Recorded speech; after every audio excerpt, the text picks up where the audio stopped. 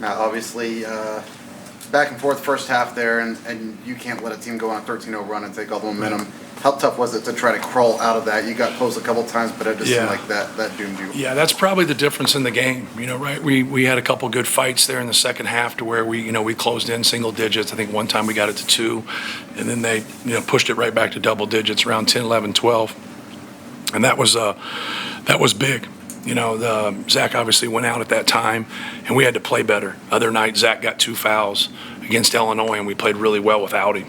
From a scoring standpoint, I think we were like a +7 while he was out. Then obviously here we weren't. And, you can't, when you put in that position in the second half, you're not going to make runs if you can't stop somebody. We had to do a better job defensively.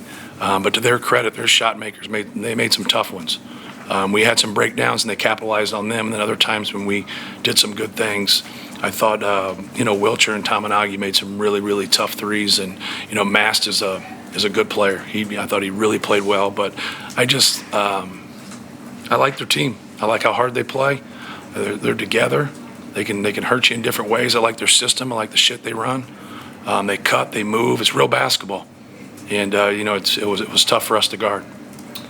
Matt, just in the first half, there was a sequence where they made back-to-back threes. In the second half, there's a sequence where they made a 3 and then 3 free throws. And both times right afterwards, there was a pick-6 turnover. Yeah. You kind of chalk that up to poise. Did you feel like your team got rattled a little bit in those situations? They're individual plays. If you want to grab it in theory and say we got rattled, we turned the ball over a couple times. We foul a 3-point shooter if we fouled them, and then they made tough ones, right in that stretch. So, obviously their defense was better than our offense, and vice versa. Like it just, they were pretty good.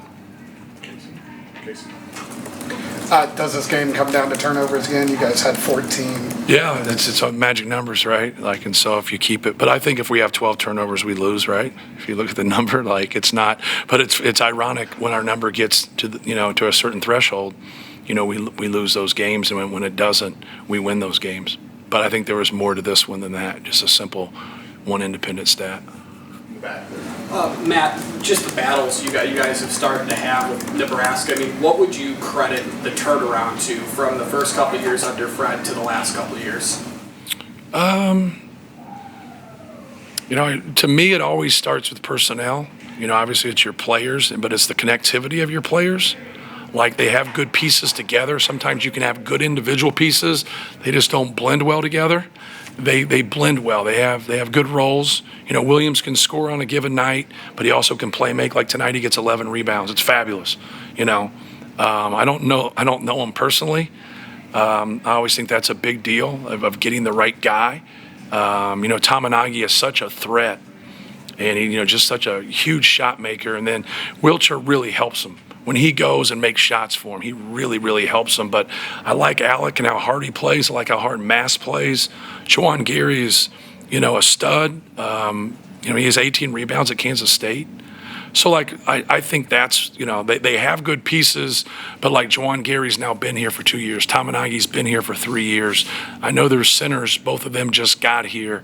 But they have some experience. They have good roles. Hoiberg did a good job. Look at their bench. I think they're 10 for 12. If I remember correctly, they made their free throws. They didn't turn the ball over. I mean, that's a recipe for success right there when you get good bench play. And then you get your guys like Mast and your Tamanagi and those guys to, really play well and make some shots. Right. Why was Mast so hard for Zach to guard? I think he's hard for everybody to guard. Other night against Wisconsin, he's 2 for 7 from 3. He just missed them. One was probably a bad one, but the rest of them, he just missed them. And so, he makes a couple of those, maybe that game unfolds a little bit differently. But he's good around the rim. He can go over either shoulder. He actually prefers to go over the left, probably more. The right shoulder with his left hand, a little bit more at that time. So we can get in there, and we can double and run at him and do things if you want. But with their skill, we didn't think that made a whole lot of sense. And so we wanted him to have to score over him. And, he made good plays. Did some really good things, made a couple threes, didn't turn the ball over. He's just a good player, man. Very experienced. Tough. You started Heidi and Gillis in the second half, and Cam played more than he has all season. Right. What was the reason for that lineup switch? I thought Cam was great. played hard, defended, rebounded, took what he gave and didn't try to do things that he couldn't do. Gillis, kept us alive in the first half and made some shots. So we were much better in the situation the way they're guarding us by spreading them out and getting those looks for him. And so that's why we started those two guys.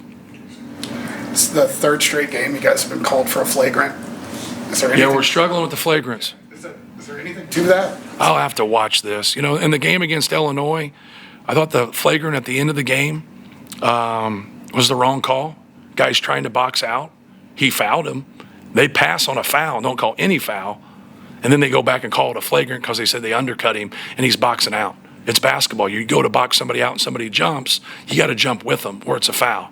So they should have just called a foul on us and left it alone, and then Gillis gets taken out of the air, on a box out. It wasn't a basketball play, and we missed both of those. So I'll have to watch this one with Gillis. I saw it on the screen, but you're looking up there breaking your neck and trying to figure out in the game. And he said he just came into him, whatever. But we get another F1 at Maryland for we just took a foul because the guy's on the break, and he just kind of love tapped him and tried to get him, but they said they didn't play the ball. So we're 0 for our last 4 on the flagrants. So if you geniuses got anything to help me with that, I would appreciate it. So we got to do something about the court storms, guys. I don't know why institutions aren't ready for it.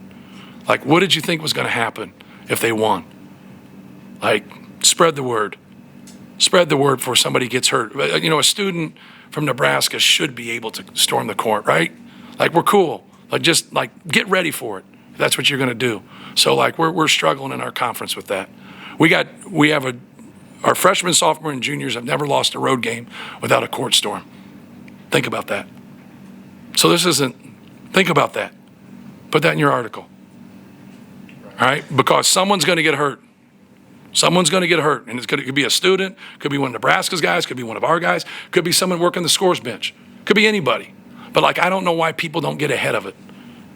All right? It's happened a lot, and it's just, I don't understand that. It's about our defense. What's that? You just preempted my question. I saw a little bit of a reaction to some things down on the floor coming off. What happened? Yeah. Well, they just, you got to have order.